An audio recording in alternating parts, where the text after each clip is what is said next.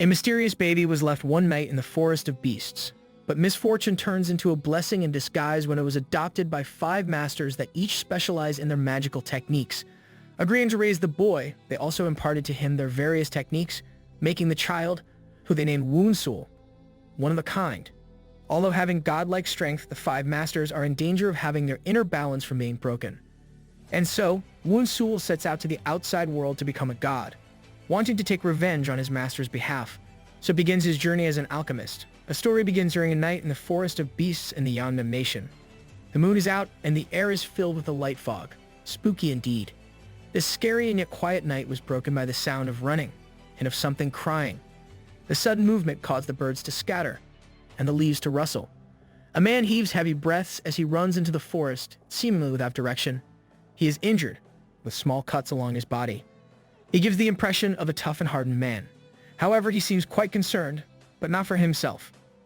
It is revealed that he is carrying a baby as he is escaping from something. The man desperately wished for the baby to stop crying, as he's worried it would attract more trouble than they are already in. He referred to the child as my lord, indicating that the baby was of noble birth. He silently begged his young master to stay quiet if they are to survive. Seeing that he had to do something to make his young master stop crying, the man rushed to a spot to hide behind a tree. He looked back with worry from where they came from, but his expression changed into that of happiness when he turned his attention to the child. Apparently, the baby hadn't rested or eaten for a few days, perhaps from their escape.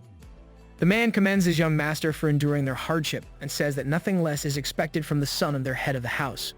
He looks down to find the baby smiling at him, delighted at the fact that the baby seems to recognize him. The man managed to form a smile. Unfortunately, the happy moment wouldn't last.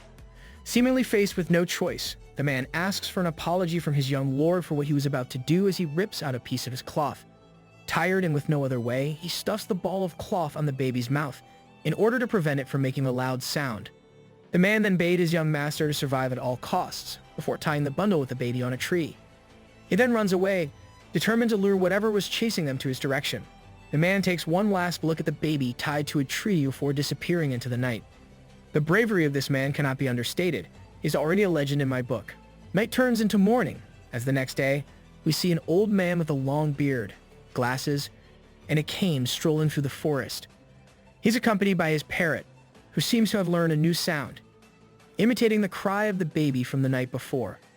The old man, of course, has no idea where his parrot learned how to make that sound, as he was curious whether or not it was because of a trick from a magic beast, or otherwise known as a warcraft. His trail of thoughts were broken, however, as he noticed that his bird had landed on a branch with a bundle of clothes on it. The elderly man took it down and was genuinely surprised that a crying baby was inside. He wonders about the things that might have happened that a child would be brought to the forest. But thinking about the baby's safety, the old man decides to bring the child to the ghost village first. A very ominous name to call your village, but no judgment. As the man was walking along the path, all of a sudden the surroundings were slowly getting thick with fog. The elderly man noticed something was off and a mysterious hand reached out from the smoke. The situation does a good job of making you think that they're in trouble, but actually they aren't. From the smoke, another man materialized, but this one is noticeably younger than the first one, with dark brown hair instead of white. The newcomer greets the elderly man and says that he was glad to see the latter safe from his trips. But the elderly man gives no reply to his companion's concern, though he exclaims that there really was a baby boy crying in the forest from the night before. The men noted that even if the baby is as young as it was, it definitely had a story as to why he ended up there. Clouds swirled into some sort of tunnel, where at the end of it a silhouette of the village could be seen. The men cut their conversation short as the elder of the two asked the other to prepare the other masters for their unusual guests. Back in the village, their companions seemed unsure of how to react to the baby itself. Either they had a curious expression or a timid one on their faces. One of the masters asked where the baby came from and how come the old master had returned from his travels with a child. The elder master seemed to take offense against this, annoyed that the others were implying that this child was his. After the confusion was cleared up, the master who asked sheepishly retracted his statement and decided to bring up the thought of them raising the baby together. Again, the oldest of the masters reiterated that raising the child would be their responsibility. Since he is old, he couldn't bear the weight of doing it by himself. Suddenly, one master, not huddling towards the baby, spoke up, asking whether or not the decision has been made if they're raising or teaching the child. This blonde-haired master seems to be the youngest out of all of them, and he seems to be missing both his arms. Either way, he said, he has nothing to do with the baby and so isn't entitled to take care of it. One master from the group didn't take this behavior quite well, and so he called out this blonde-haired master for his cold-heartedness despite being handicapped himself. This caused the old master to call out the stressed master by his name, Jangan. He reminded his group that their naden is broken, which is a technique used by alchemists to essentially become immortal in a sense where they don't age. However, what most surprised Jangan was the fact that the old master mentioned his name. It turns out that the masters had made a pact long ago, agreeing that they wouldn't reveal their identities to each other. Must have been an awkward situation, where you don't even know the name of your housemate. With his identity now revealed, Jangan started to claim that he was a person of fame, saying that he was a master of the Yandan medicinal technique. The old master then called out his bluff by introducing himself. It turns out that he, Liu, was the previous holder of the title the Judge of Life and Death. Apparently, Senior Ok was quite a well-known figure, both for his old position and his medicinal skills. His companions immediately knew who he was just by his reputation. Senior Ok apologized for hiding his identity, and asked the group that although they hid theirs too, they must already have an idea on who their companions are. The eldest master's reputation was so great that the others started to introduce themselves as well. The group started with Hyung Soan, Senior Ok's companion from the forest, who was also renowned as the master of techniques. Jangan, all of his name had already been revealed, introduced himself formally, saying that he was the thief known as Shumyeon Yodo. The last master to follow suit was Pang Gogu, and unlike the others, didn't say any titles or techniques that he's famous for. Not letting his companions' timid behavior get in the way of his well-deserved recognition, Jangan noted for everyone that Pang must be the skilled blacksmith known as the Golden Hands. However, not everyone took part in their get-to-know-each-other session. The rest of the masters all looked at the young blonde man, who hasn't said a word since he declared he had nothing to do with the child. The young master still stayed silent, and seeing as how he was reluctant to share his identity, the other masters decided not to pry about it more. They did change the subject, though. Senior Ok asked the group if they already guessed his reasons as to why he suddenly revealed his identity. Master Hyung correctly assumed that it was because the elder master wanted them to take the child as their disciple. Since their naden is broken, they are prone to dying, and so their hopes for passing down their techniques lie only in teaching the child everything they know. What's more, they just couldn't leave the child to fend for itself, saying that the child had every right to survive in the forest too. Even though their fates were already sealed, the child's isn't. A concerned Jangan asked the elder master if the child was physically capable of learning every technique they had to pass down, to which Senior Ok replied that he was positive that it was. With all that out of the way, Senior Ok asked the masters again of his intention to raise the baby together. He asked for any objections, and the group didn't have any. Now confident that everyone will bear the responsibility, the elder master decided to reveal what seems to be a ring of magical origin that came with the boy. The other masters gathered around the ring and speculated that it would perhaps change when applied with spiritual energy. They also figured out that the material used for the ring was from a meteorite, again implying that it was a high-grade item. Upon closer inspection, Master Hyun was able to read an inscription on the inside of the ring, written as the Altar of the Holy Fire, the start of pure soil. Without much difficulty, he was also able to decipher the verse, saying that it meant that if the altar of holy fire would fall, then a pure world would come. This led him to believe that there must be a conflict of old and new powers out there. Be that as it may, the other masters along with Hyun agreed that even if the child was part of some conflict, whether for good or for evil, the child is innocent from all that. With the child's position as part of their makeshift family already established, Senior Ok said it was finally time to give the baby a name. Jangan answered that since Senior Ok was the oldest out of all of them, he should get the honor of choosing. The elder master then reminisced of a time when he had a son who was sick. Despite being a master of medicine, his son still died from his sickness because Senior Ok was absent from his son's bedside. In honor of his dead son, and the meteorite ring that came with the child, the elder master named the baby Woon Sool, much to the approval of the rest of the masters. Senior Ok then declared that the child would have 4 masters to instruct him, and that he himself would impart his various medicinal techniques and also his craftsmanship of the River of Thirst skill. Apparently this skill was quite rare and of great power based on Jangan's reaction alone. It is learned from the Orb of the Blood Fortress, and there was no greater spiritual technique than this. Speaking of Jangan, when surprised, he kind of looks like the giant ape that from Dragon Ball turns into during the full moon. Next, Master Hyung declared that he would teach the child about magical beasts, as well as the void of space, shadow concealment, and imaginary formation spells. Master Pang, on the other hand, simply said that he'll teach him to make mystical tools. A man of few words. A flustered Jangan admits that he has no prestigious techniques to teach the child and can only pass down flash steps, dirt escape techniques, and self-shrinking techniques, which are admittedly all skills for a thief. However, Senior Og was quick to disregard Jangan's doubts, saying that the Master Thief's skills are as important as any of them. Again, the Master huddled around Soul, who was now sleeping soundly without any idea that he just gained 4 masters.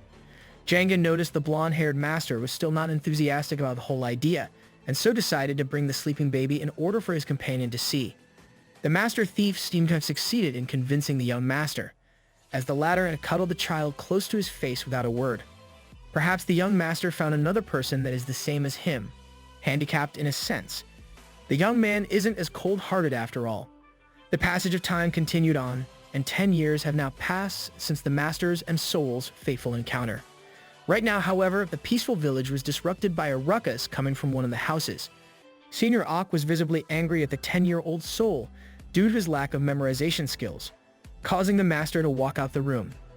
Soul let out a sigh, but unexpectedly, Jangan came into the room at just the right time. Seeing his 4th Master caused a huge smile to appear on the child's face. The previous lesson with Senior Ok didn't leave a good impression on Soul, who was now sulking on the porch outside the room. Who wouldn't be after getting scolded like that? Thankfully, Jangan was there to keep him company. The 4th Master correctly assumed Soul got scolded because he couldn't memorize herb names, to which the boy replied yes to. Soul had started thinking that maybe it was because of him being stupid, but Jangan was quick to dismiss those self-inflicting thoughts. Jangan assured the child that he does follow his lessons very well, and Senior Ok's rushing behavior was mainly due to the fact that he's getting old and he worries he might not be able to teach Soul much more. He reminded Soul that he shouldn't resent the 1st Master, and of course, that he shouldn't blame himself. Contrary to what the Master thought, Soul was instead concerned for Senior Ok so much that he asked Jangan if the 1st Master truly doesn't have long to live. Jangan reveals that Senior Ok had lived for 800 years before his nadan was broken. It is only a matter of time before his time arrives, and he's only getting old until then. The 4th Master didn't end on that depressing thought, as he reminded Soul to work harder in his lessons, so as to also put Senior Ok's worries to rest. Soul agreed, and Jangan noted his kindness. He asked the boy about the one thing his masters kept teaching him as he reached for something. Thankfully, this was something the boy had memorized, so Soul recited the lessons, that he should always be kind, believe in himself, and to always not trust others that quickly. As a reward, Jangan gave him 3 nectarines, much to the delight of Soul. He asked the 4th Master if he got them outside the village since nectarines are found in the forest. Jangan casually replied that he did, and they even took a goat. Well, that's a Master Thief for you. All that excitement prompted the child to ask the 4th Master if he can go outside. However, Jangan immediately said no even before Soul could finish his sentence. He instead reminded Soul of the 1st Master's condition. If he wants to go out into the forest, he must first open the gates of heaven. In order to reach immortality and balance for their Nidan, an alchemist must first open the heavenly gates from within.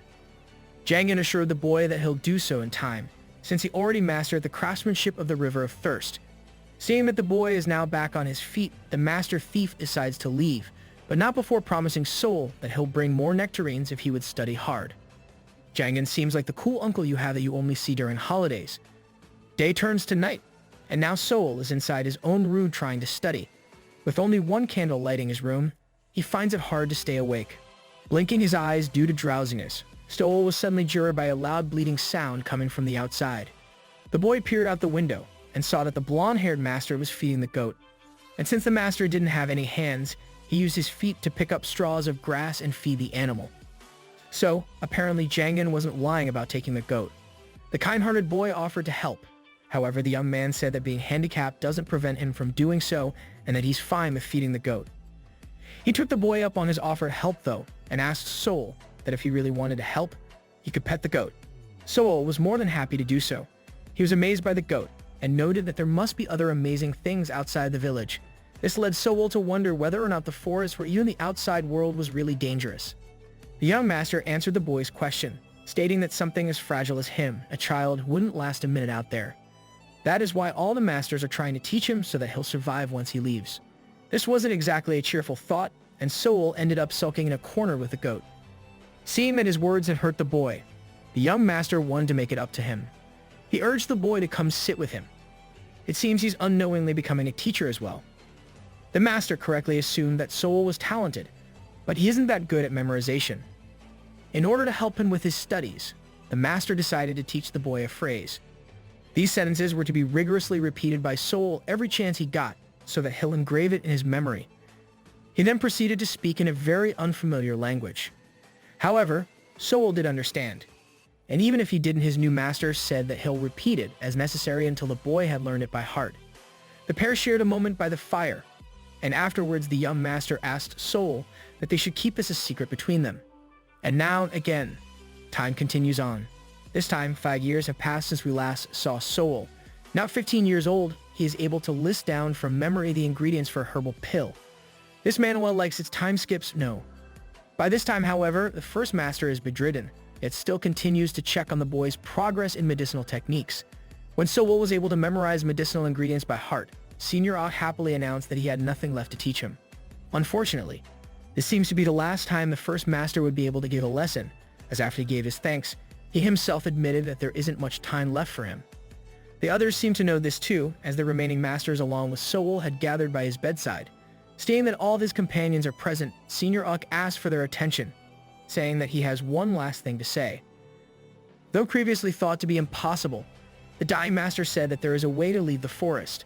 The masters took this with much surprise, as even Master Hyung had never heard of such a method. Talk about dropping the ball one last time, right, Senior Oak? The first master explained that he came across an injured man during the days when he was still a third-generation alchemist at the Blood Fortress in the Yeonnam Nation. The man confided in him that his wounds were a result of him escaping the Forest of Beasts. The escape, according to the wounded man, had something to do with someone named Lee Dongjin and his spirit stone. This unknown person resides deep inside a cave, and apparently the Flood Dragon was there too.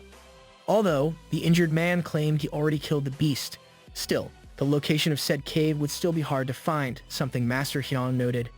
Nevertheless, Soul now had a way out, and since he isn't fated to die in the forests like the Masters, his chances of survival would be greater if he managed to escape. The first master then called the boy towards him, instructing him that at all costs, he must escape, and he hoped that Soul would be able to repay his master's efforts kindly. However, Senior Ak wasn't done with surprises, as after Soul swore that he'd fulfill his duties even if it meant death, the master revealed that the craftsmanship of the River of Thirst skill that he had learned was not perfect. This angered Jangan, questioning the intentions of the first master as to why he'd teach Soul an incomplete and dangerous spell. The first master explained that although the skill is powerful and more difficult it would become to control if used consistently. If there would come a time that Soul wouldn't be able to control it, then it would result in the loss of everything he trained for, and not to mention unbearable pain. Senior Ak confessed that when the master of the Blood Fortress came to him for treatment from the side effects of the skill, he stole it, urged by nothing more than his greed. This betrayal led the once famed healer to be banished to the Forest of Beasts. The Elder Master has been living with regret ever since, especially because his banishment meant he left his wife and daughters alone. Nonetheless, he asked Soul to visit the Blood Fortress and learn the proper way of the skill, and to visit his wife and daughters to tell them of his fate. The loyal student, showing his strong resolve, agreed to his master's dying requests, and then, alone with his thoughts of gratitude for his student and regret because he wouldn't see him grow up, Senior Ak closed his eyes and passed away peacefully. His companions laid his body in a bed of flowers over the pyre, and moments later, Senior Oak's body was set ablaze. Soul, along with the other masters, watched as the pyre burned, and the ashes of their beloved first master scattered in the wind. Time still continued on even after the first master's death, and for Soul, life remained pretty much the same. The boy still received his lessons from the other masters diligently. The second master taught him military tactics, and the third master, although lacking in materials, taught him how to control a fire through magical means. Regardless, both masters were adamant to teach the boy about magical beasts, their dangers, and their usefulness for mystical tool forging. Also during this time, Jangan instructed Soul on flash and hover steps, as well as concealment techniques useful for sneaking about. For 3 years, that became Soul's daily routine. And now, at 18 years old, the boy is becoming close to being a man. One afternoon saw Soul and Jangan hanging out, with the student picking out white hairs from his master's head. Jangan has become really close with the boy, being with him despite not being for lecture. Sool passively mentions that he's grateful for all his masters. However, Jangan could see that something was bothering his student. He urged him to not beat around the bush and to say what he really wants to say. And although Sool denied having anything occupied his mind, with Jangan's encouragement, he managed to get it out of his chest. It turns out that Sool was finding it hard to open the heavenly gates. Although now he can feel it within himself, it won't open, no matter how much spiritual energy he exerts. However, Jangan told him that he is still on the right track, and in fact, being able to feel the gates of heaven at his young age is achievement enough. The fourth master also assured his student that since he learned the craftsmanship of the River of Thirst skill early on, breaking through the gates is only a matter of time. For a technique of such importance, no one has really stated what it actually does as of now. Despite this, Sool seems so preoccupied by the fact that it's taking him too long to do so. This concerned him so much that he asked Jangan how long it would take. Unfortunately, Jangan doesn't take too kindly when it comes to impatience, so even before Sool could finish his sentence, the master gave him a bump on the head. I bet Sool isn't preoccupied now. Jangan proceeded to scold his student for his complaining. He reminded him that his situation is luckier than most, as other alchemists, even if they lived for 100 years, couldn't feel, much less open the gates.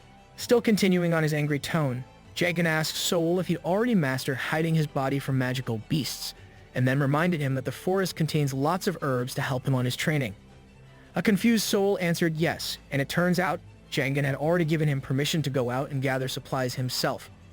Now that he made sure Sool has a means to be safe, Jangan can confidently send him out. The fourth master smiled as he reminded the boy to not fight any beasts, and to be back before sunset. When it comes to emotionally raising the boy, Jangan seems to be the best out of all the masters. What a kind-hearted person. Meanwhile, the rest of the afternoon saw Sool exploring the forest outside of the ghost village. He immediately spotted some herbs for use, such as the Jirion and Wiggle herbs, and also a flower called the yellow dudgeon.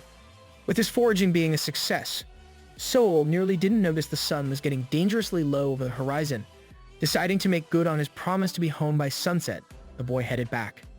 He started off running, and suddenly, he was zipping through the forest, with his feet barely touching the ground. Right now, we can see one of Jangan's techniques in action. The reason behind Sool's quick movements was the hover step skill, which allowed him to cover vast distances with his speed, but with little energy. Sool, with the thrill of being able to let loose, thanked the masters for letting him go out, but with that in mind, he thought he couldn't go back without bringing something back. He skidded to his stop, and perhaps remembering how Jangan brought a goat from before, he decided to catch one himself or something similar to that. And so, quick on his feet, Sool's agile movement allowed him to move from the forest floor towards the top of the trees. From there, he stopped at one of the branches, using it as a vantage point to observe the forest. Sool was able to sense the presence of an animal nearby, and as soon as he turned his head, a goat appeared on a clearing from his right side. With the same quickness he did climbing the tree, Sool had quietly dropped down and was prepared to rush at the goat.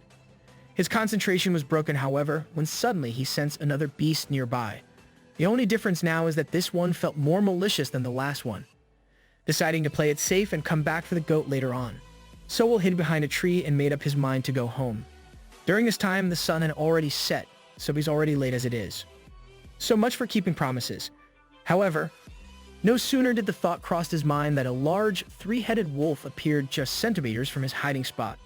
Sool was able to identify the beast immediately as a low-level magical beast called the Three-Crying Wolf.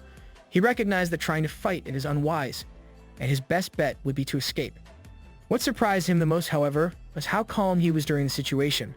Without skipping a beat, the wolf went in for a strike, but the unfazed Sool swiftly moved out the way. Using his flash steps, which allowed him to move quickly in short distances for more energy, Sool had no problem dodging the wolf. Jangan's teachings really do come in handy. However, dodging wouldn't end the fight, and so the boy thought of using the one offensive spell in his arsenal right now taught by the first master. In the next moments, Sool had gathered rocks from the forest floor, and all the while he nonchalantly dodged whatever strike the wolf threw at him. Talk about a boss moment for Sool. Now with enough ammo, Sool began his chant in a foreign language, and before the wolf could launch another attack, the stones were wrapped in an aura and flew from Sool's hands towards the wolf. His energy blasts were so quick and powerful that it pierced through each of the wolf's heads clean through. But still, even with the fight over, Sool was still in trouble, particularly a scolding waiting for him back home. As expected, the masters weren't all too happy with how Sool spent his afternoon. Not only did he return after sunset, he had also brought the corpse of the magical beast that he had fought. Jangan in particular was hysterical in the fact that the boy had managed to break every promise he made with him. Sool could only utter his apologies as Jangan continued to scold him. The second master, though, although the stern expression on his face, calmly asked the boy a series of questions regarding his experiences going out. Satisfied with Sool's honest answers, the second master's expression softened, and he asked Master Pang to forge mystical tools from the carcass. Deciding that it would be better to let Sool explore, he made a deal with the boy. If he's able to cast his shadow concealment spell properly along with the magic flags that Master Pang would make, then he'll be allowed to go into the forest again. With the time for Sool's trial for his shadow concealment spell so far off, he returned to his usual lessons. This time, he's training under the third master, Pang. Sool is diligently cultivating a magical fire from his mouth as a forge. It's kind of like an episode of Forged in Fire right now. The ball of fire is conjured in order to form a blade. His master reminds him to properly control his chi, so that a dagger could be formed. Since Sool is an exceptional student, the dagger formed from his magical fire in no time. Pang instructed him to use this dagger to take down low-level magical beasts for experience. To finish forging the blade, Master Pang dictated that he use the wind of determination to cool it down. And in no time, the dagger was ready for use. The wind of determination is a forging technique that allows a user to blow cold winds from one's mouth enough to cool down hot metal. Curious as to what grade his dagger is, Sool asks if this could be considered a Dharma tool, as apparently mystical tools are classified according to the magic it contains. Unfortunately, according to the third master, such a tool is nowhere near the level of even the lowest Dharma tool. If Sool were to make one in his current skill, it would take him about 3 years. Still, Sool was successful in making a weapon. And with that, Master Pang dismissed his student. The master was still getting ready to make the flags for the trial, so he urged Sool to rest. The boy, however, continued on to practice herbal medicines in his spare time. A few days later, Sool had successfully made his first medicinal pill. Even without the first master, he still continued his study on medicinal techniques. After 5 tries, Sool had made the pill of 9 beliefs. Seeking to remove his body of toxins, the boy took it and started to meditate. His meditation was abruptly ended though, as Jangan came in his room moments later to tease him about making food. Sool passively dismissed his playful master. However, it turns out Jangan had a reason for visiting. Other than annoying his student, at least. Apparently, he was successful in convincing his other masters to let Sool go outside with his current skills. Though actually, Jangan just lied to the other masters so that Sool could take the trial. And now, Sool's trial has come. His test was using the magical flags Pang had made, and he is to cast the shadow concealment spell good enough to hide his presence. Unsurprisingly, Sool managed the spell with ease. Yoon Hyung could not help but commend their student for his excellence. With his new spell and the magical daggers he made earlier, Sool is ready to explore the forest of the beasts. And for 3 months, the boy did just that. He had become so accustomed to the forest that the beasts from around the village had learned to hide when they felt his presence. However, Sool's interests weren't on the beasts this time. For this trip, Master Pang instructed him to gather spirit stones so that he could forge mystical tools. Sool knows that these stones are found in places with high spiritual energy, so he dashed towards the mountain area of the forest. With his hover step, he'd reached the base of the mountain in no time. The desolate landscape didn't do much to deter him, as he was confident that he'll find herbs along the mountain. And sure enough, Sool's hunch was right. Even right along the mountainside where he started climbing, he saw a few important herbs for pill making, such as a flower of heartbreak. But what most caught his attention was just up ahead on his path. He saw a flower glowing with a faint purple light. Sool couldn't believe his luck, as he just so happened to find a rare herb called the Flower of Light. Unfortunately, excitement turned to caution as Sool remembered that where there are magical herbs, magical beasts are sure to be present. Without skipping a beat, a low-class magical eagle-like beast showed up, angry at the presence of the intruder that it had spotted. Sool was able to identify the giant bird, calling it a sutra beast. The next thought that crossed his mind was to go on the offensive, as immediately he grabbed stones from the mountainside and shot them towards the beast using energy blasts.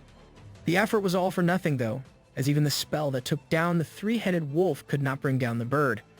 What's more peculiar is that Sool noticed that despite being hit, and despite him being at a disadvantage, the bird still didn't attack. It occurred to him that the bird might be more concerned for the rare herb than attacking. And so the boy devised a clever plan. He reached up to uproot the flower of light, much to the bird's annoyance, and tied it to a rock. Sool then shot the flower downwards with his energy bursts, and the angry sutra beast followed suit. With no more distractions, Sool swiftly maneuvered himself onto the top of the cliff. Now the suitable platform to cast his spell, the boy laid down the flags in a circle and casted his shadow concealment spell. And it was just in time too.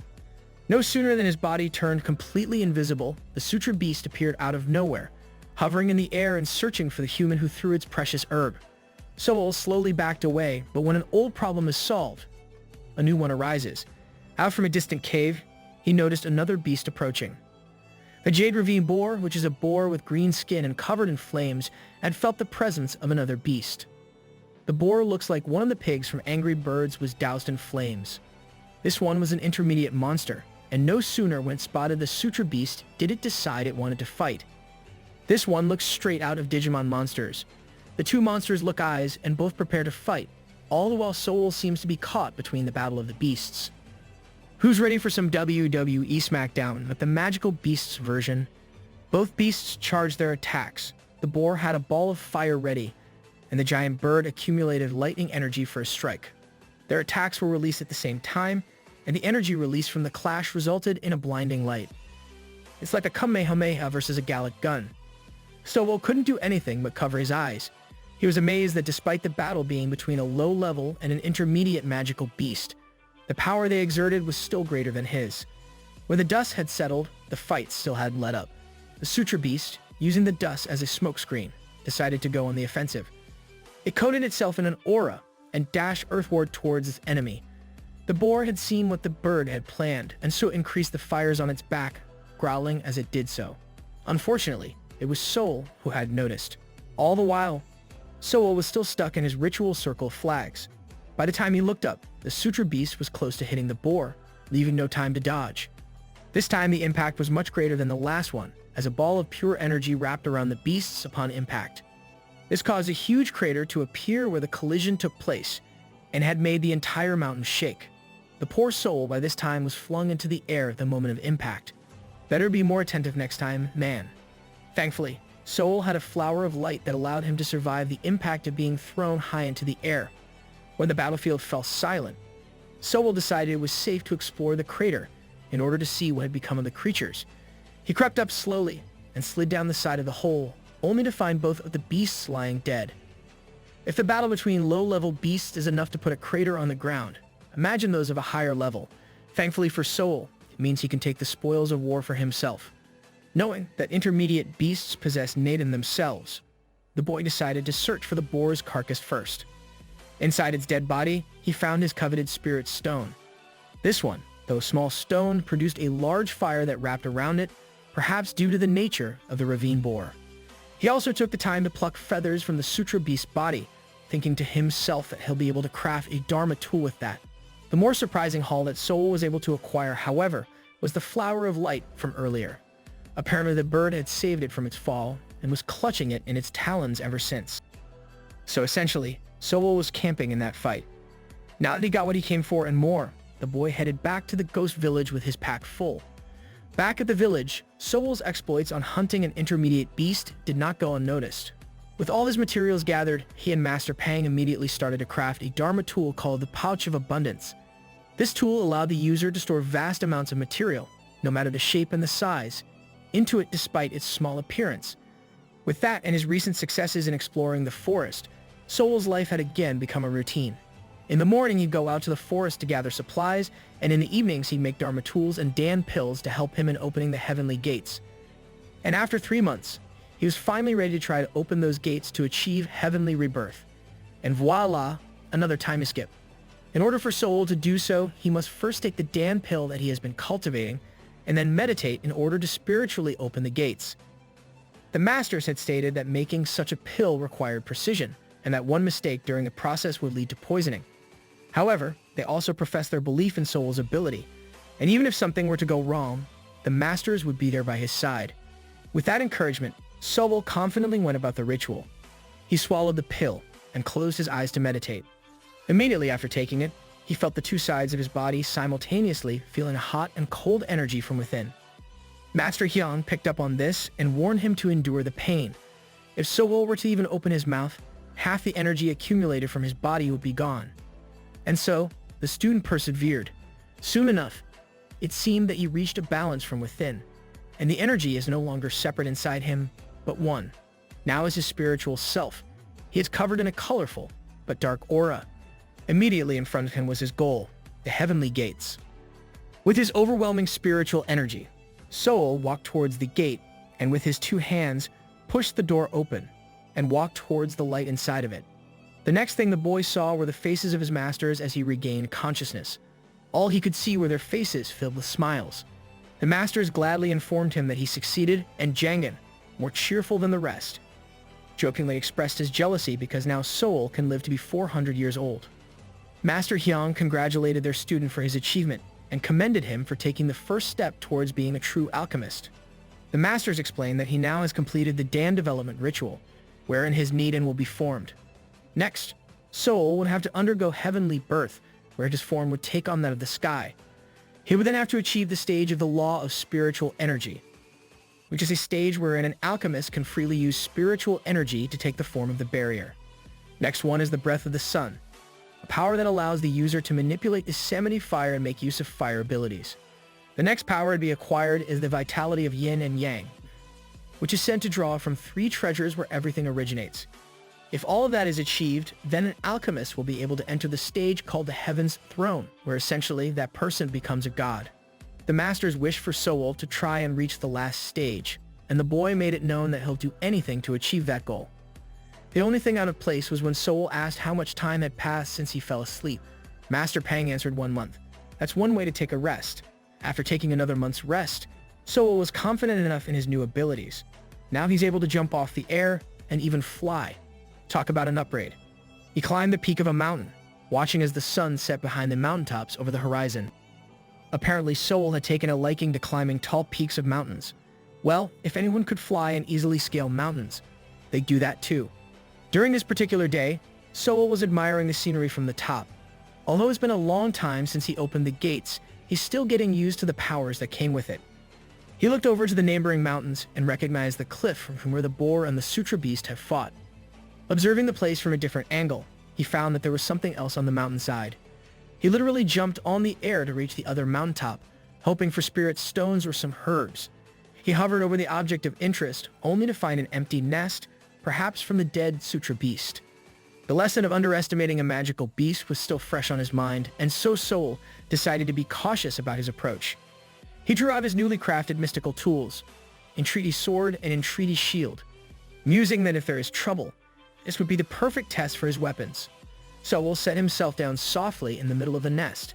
He observed that the floor was littered with sutra feathers, but there was no sign of anything alive. That is, until he heard something rustle the dried straws of the nest behind him. Acting on instinct, Sool deployed his Entreaty Shield. The boy braced for impact as the shield expanded into an almost spherical wall seemingly out from nothing. However, an attack never came. Sool then peered from outside the shield, hoping to see the source of the sound. And there it was. From a little bit ahead of him, a tiny little pig was lying on the floor. Aw, how cute. This wasn't any ordinary pig, however, as it had red markings on its body. Sool assumed that it was the child of the Jade Ravine boar from earlier. Nonetheless, the boy approached the harmless baby boar and even fed it by hand. He theorized that the boar must have attacked the Sutra beast because it must have taken its child. Anyhow, Sool decided to take the baby boar back to the village, sensing that such a beast, when tamed, would be very useful.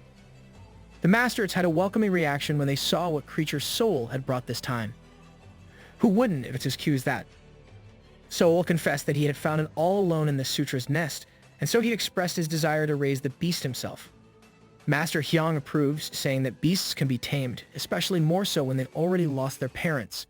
Jagan was quick to pick up what the second master was saying and continued to boast on the latter's behalf.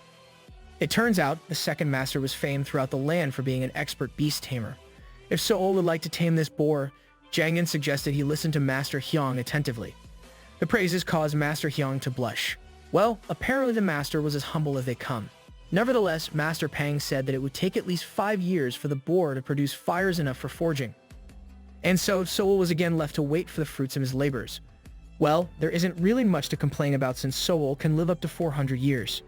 Anyway, the story picks up again after 5 years since Soul got the baby boar. The boy was disheartened because there isn't much progress in his training. And same as last time, Jangin appeared out of nowhere to console his student. He jokingly accused Soul of being greedy, but again gave him tips to further his progress. Jangin thought that Soul needed to have a new place to practice. He asked if the student had learned about the pill Eternal Youth Dan from the first master. Soul replied yes, but he had already learned Jangin's shape alteration technique, so it seemed kind of redundant. Although both are appearance-changing techniques, Jangin explained, the Eternal Youth Dan is far harder to detect than the other. So Soul began to gather supplies in order to make the pill. The herbs needed can only be found near a waterfall, therefore Soul went to one to forage for herbs. He thinks about how the ingredients for this pill are rare enough to find, and about how he's constantly practicing and training day by day. Deciding it wouldn't hurt to relax every now and then, Soul rolled up his pants and dipped his feet in the small lake formed at the base of the waterfall. He took his sweet time, but as soon as he turned to leave, he sensed the presence of something approaching. Soul immediately deployed his shadow concealment spell from behind cover and waited to observe what seemed to be humans coming. His hunch was right, and soon enough 2 figures were visible. But what he didn't expect, they were women. Soul had to find the inner voice of his 4th master to resist the temptation as the women undressed to go swimming. Focus, my fellow soldier. Focus on the goal, and what he remembered along with that was the fact that he shouldn't trust anyone, especially what seems to be women alchemists. To confirm his suspicions, he took a look at their clothes, and sure enough, each had their own pouch of abundance, indicating they were alchemists who at least opened the heavenly gates. He thought about taking their pouches, but before he could get over his own moral rules, a man out of nowhere beat him to it. The mystery man grabbed the pouches, but as soon as he did so, black smoke was emitted from the packs and straight to his face. The man was coughing out the powder as the 2 ladies approached. Soul by this time was just happy he didn't act rashly and remembered his lesson not to trust a person's character that quickly. Talk about dodging a bullet. The 2 ladies mocked the man, who they called Joe Jagang, and berated him for being such a desperate creep. What he had just inhaled was black acid powder designed to suppress his ability to use spiritual energy. Turns out, Jagang had tried to marry one of the women, who were sisters. When the lady with the lighter hair than her sister refused, he kidnapped the other, named Buyong. Now it's being toxic. Since they couldn't beat Jagang as he was on the 7th stage of heavenly birth, and they were only on the 3rd and 4th stage, they devised a plan. They knew he would try to steal their pouches, and so they sabotaged it beforehand. With the intruder incapacitated, the ladies decided to go back to their bath. Soul himself, upon knowing the whole story, decided not to interfere as he thought the man deserved it. He turned to leave, but at the last moment he noticed Jagang pull out silver needles from inside his cloak. Soul calls out, hoping that the women will see this deception. Because of Soul's warning, the women were able to defend themselves from the sneak attack. Infuriated by the sudden interruption, Jagang shouted angrily, who was the one who intervened. Nonetheless, the ladies noted that Jagang was moving freely for someone who just got poisoned.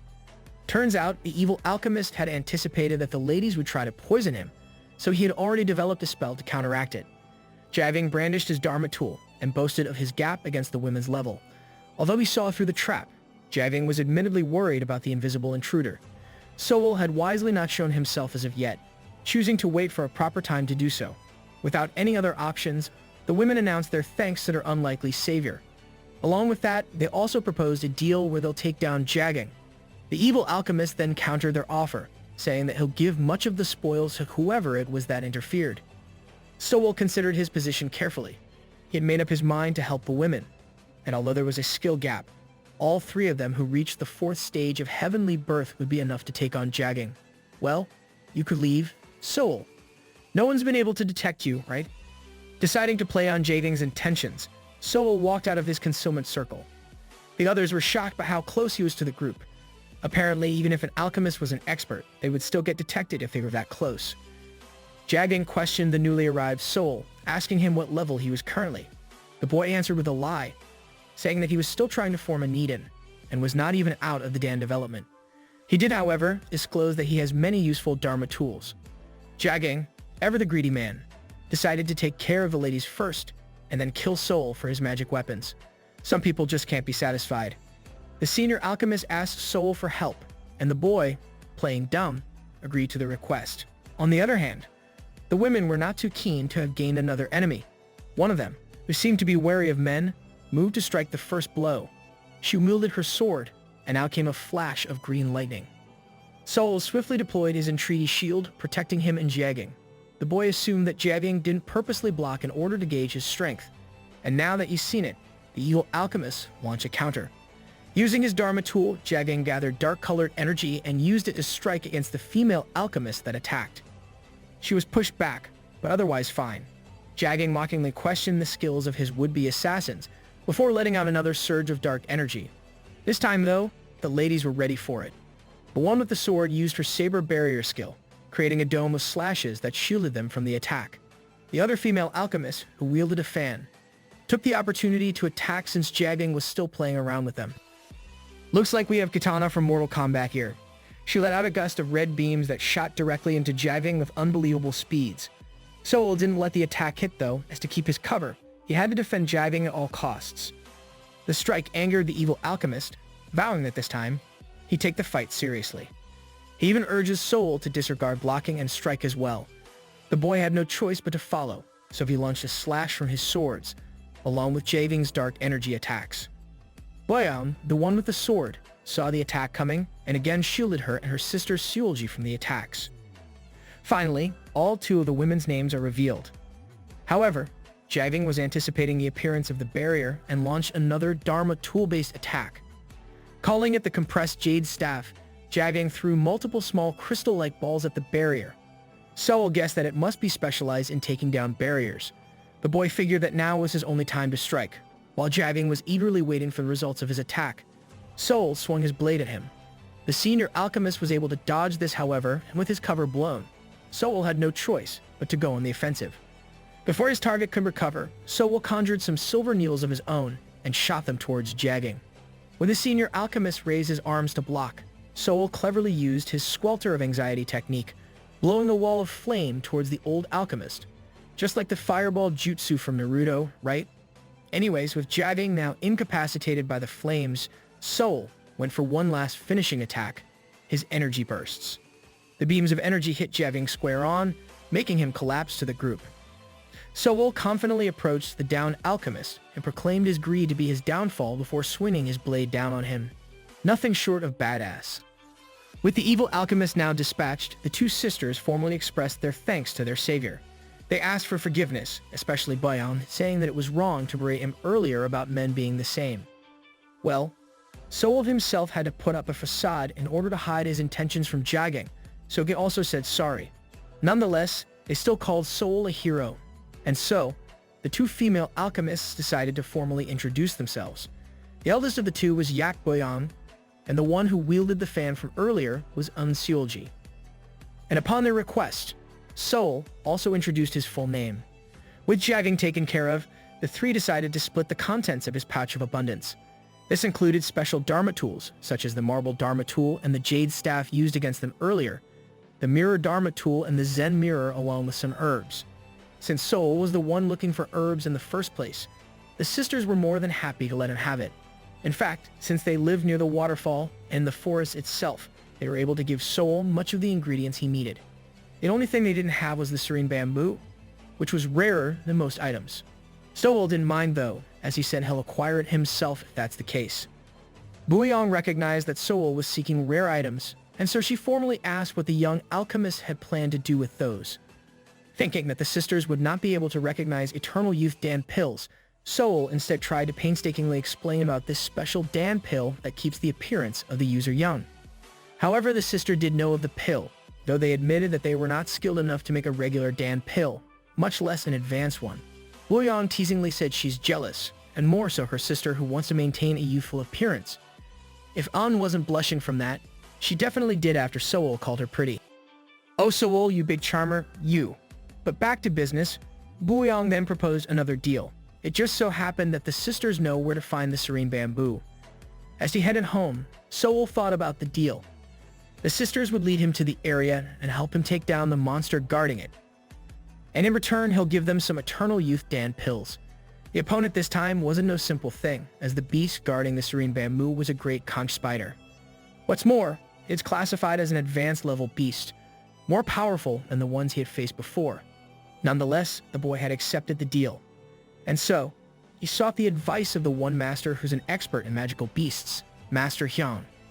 Soul said that he had found the spot for the serene bamboo, but he didn't mention anything about meeting other people outside. Curious. The second master said that it is to be expected since magical herbs tend to be guarded by magical beasts. In fact, Soul is extremely lucky that it's only an advanced level magical beasts. Apparently, it isn't uncommon to have beasts of a higher level than that guarding the rare herbs. Whatever the case, the master would still do anything to help his students progress. The second master warned Soul that the spider's webs will be the most annoying thing about it, so he'll make a potion that will make their weapons cut right through the threads. Soul thanked his master and left, but he still hadn't mentioned the events that happened earlier. He actually wanted to talk about it, and so he turned to Jangan, emotional support master, to the rescue. The two huddled around a campfire, and Soul proceeded to tell his fourth master about his encounter with other alchemists. The young man mentioned something about one of the alchemists he met who had died. Jangan then asked Soul if he was the one who killed him. Soul answered yes, affirming that the person was evil, leaving him no choice. As he said that, however, sadness can be seen from his eyes, sensing that the boy still had some kind of guilt. Jangan supported his actions, saying that there will come a time when he'll have no choice other than to not hesitate. The master admitted that he hasn't heard of any alchemists by the names of Soul's new friends though. And when the boy asked for advice about them, Jangan was quick to remind him that he shouldn't trust anyone that quickly. He even teased his student of becoming too trusting because they were women. Oh Jangan, if only you knew how Soul made unblush earlier. Nevertheless, even if Jangan believed Soul when he said they're good people, he reminded him that people, especially alchemists, are prone to change because of greed. Good looking out for your son, Jangan. Winter season had arrived and the ground was filled with snow. During this time, Soul and the sisters were prepared to take on the conch spider. Soul formulated their plan of attack, and he shared his anti-web potion with the rest of his group. Their plan was to have Soul set a magical trap on the spider's home, all the while the sisters distracted it. When asked how sure is the young alchemist that his spell would work, Soul, without being smug, answered yes with confidence.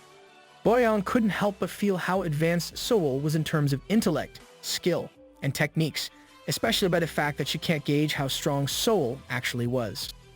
It's the same feeling you get when you sit close to the genius classmate in class. And so, the group trekked on.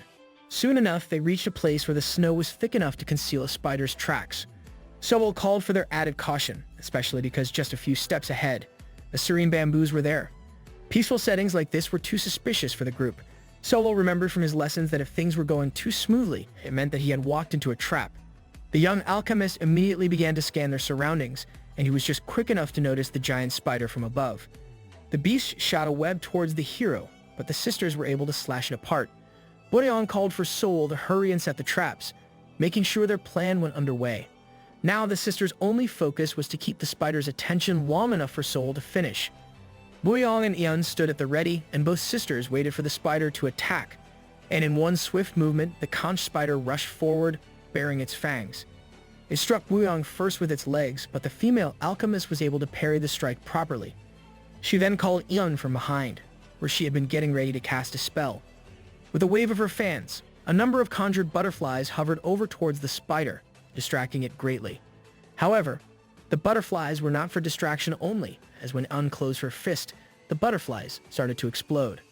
The spider got engulfed in pink explosions as hundreds of butterflies overwhelmed the magical beast.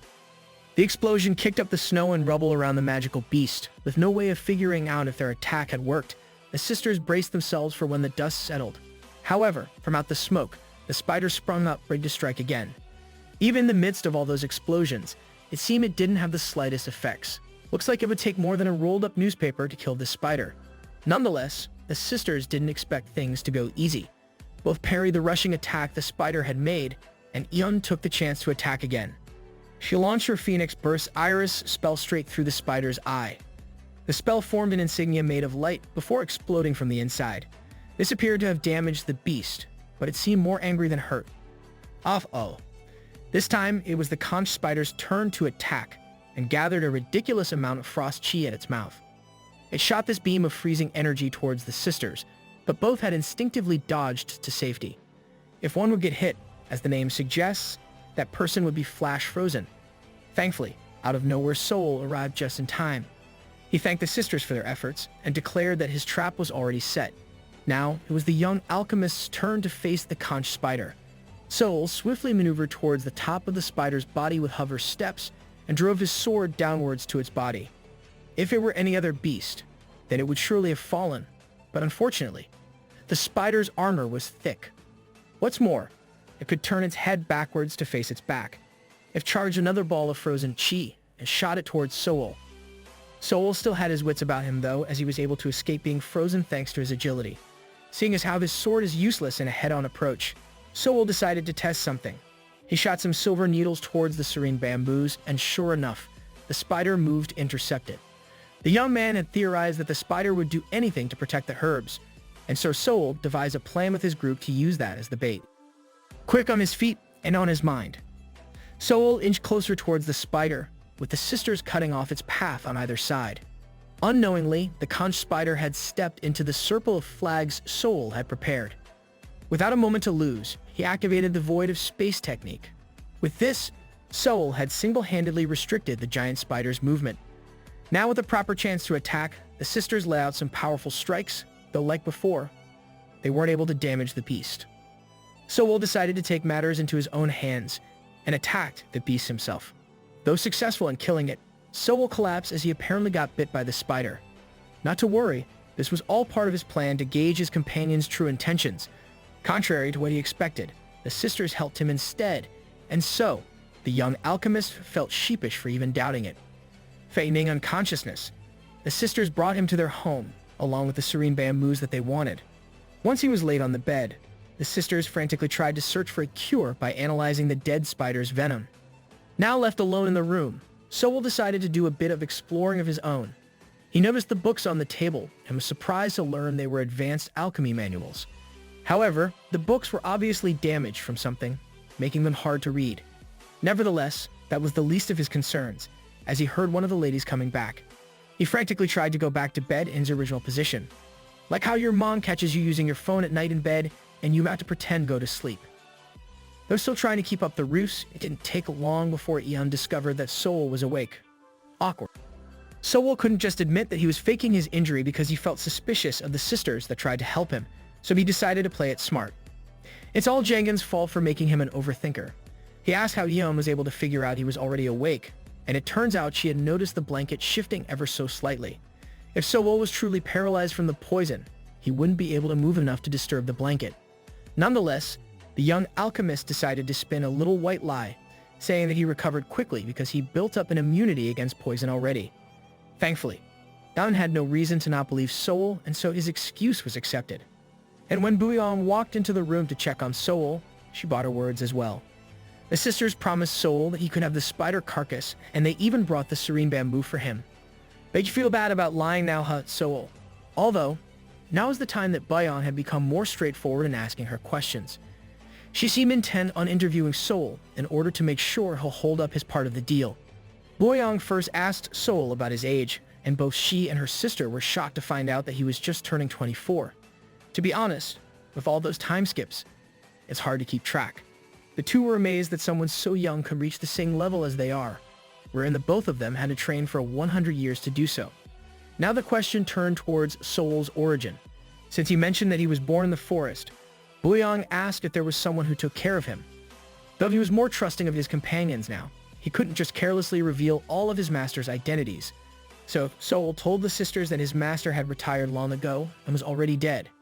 In order to ensure no more questions arose from this, Sool ended his sentence with a definite message. He will not talk about it anymore. But the sisters said their apologies of their own accord, saying that there was a reason why they're so desperate to get the damn pills. It turns out both Eun and Buyong were descended from the Umiak faction, which were alchemists from the combined clans of the Eun and Yak clans. This group focused on herbal medicine and crafting Dan pills out of them. Unfortunately, the faction met its end when the Dark Forest Mountain clan raided their home quarters. Most of the survivors fled into the Forest of Beasts, but as of now, the sisters along with all the books, herbs, and manuscripts they saved are the only things remaining from their group. With that being said, They were glad of the new friendship they had made with Sool, and so agreed to give him access to their herbs and manuscripts. Back in the village, Sool reported his experiences to Jangan. Now given a reason to trust the girls, the fourth master bade that it's better that way since suspicion could poison the heart. At least he admits when he's wrong. With that, the masters gathered around Sool as he had now completed his trial to acquire the ingredients for the Eternal Dan pill. Master Hyung figured the boy would start crafting right away. Jangan jokingly retorted to not give him any ideas, as the boy will most likely disappear in his ruin for months. Nevertheless, Master Pang reminded the young alchemist that taking time is essential in order to create something worthwhile. Besides, Sool wouldn't be totally alone. The boy had employed the help of his jade boar, who by this time, although not fully grown, is able to produce flames strong enough for magical forges. Yup, totally forgot the pig existed. And so, Sool set about crafting the Eternal Youth Dan pills for over a year, losing contact with his masters and the sisters. What he expected to be a peaceful visit, however, was interrupted by two men, seemingly accomplices of Jagang, trying to blow up the steel doors of the sisters' house. Sool watched as an explosion rocked the earth itself. What became of the sister alchemists? Would Sool, after yet another time skip, be able to save them? Tune in for the next video to find out. As always, leave a like, subscribe, and comment down below. Till next time, everyone.